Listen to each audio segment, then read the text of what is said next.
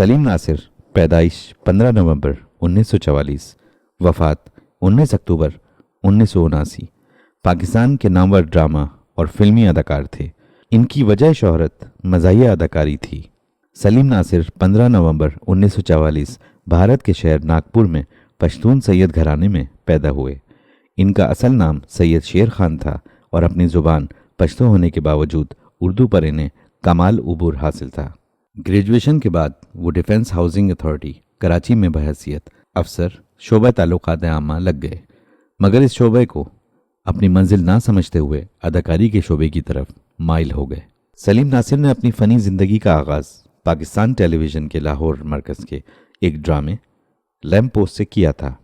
اس کے بعد انہوں نے تقریباً 400 انفرادی ڈراموں اور 27 سیریلز میں کام کیا۔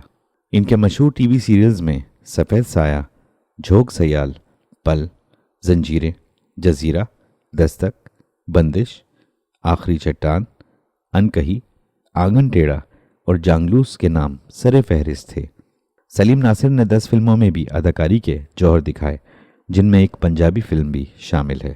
آنگن ٹیڑھا میں اکبر کے نام سے کلاسیکل ڈانسر اور ملازم کے کردار نے سلیم ناصر کو شہرت کی بلندیوں تک پہنچا دیا۔ معروف ڈرامہ انکہی میں سلیم ناصر کے کردار ماموں نے اس ڈرامے کی رونق بڑھا دی۔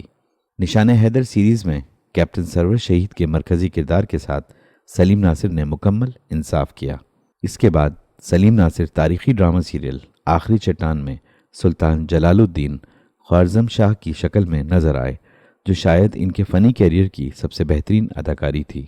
1989 میں بننے والی پی ٹی وی کی شوہر آفاق ڈرامہ سیریل جانگلوس ان کا آخری ڈرامہ ثابت ہوا۔ سلیم ناصر 19 اکتوبر 1979 میں حرکت قلب بند ہونے کے سبب 45 سال کی عمر میں انتقال کر گئے۔ وہ ڈیفنس سوسائٹی کے قبرستان میں آسودہ خاک ہیں۔ انہیں اداکاری کے میدان میں اعلیٰ کارکردگی پر بعد از مرگ تمغہ حسن کارکردگی سے بھی نوازا گیا۔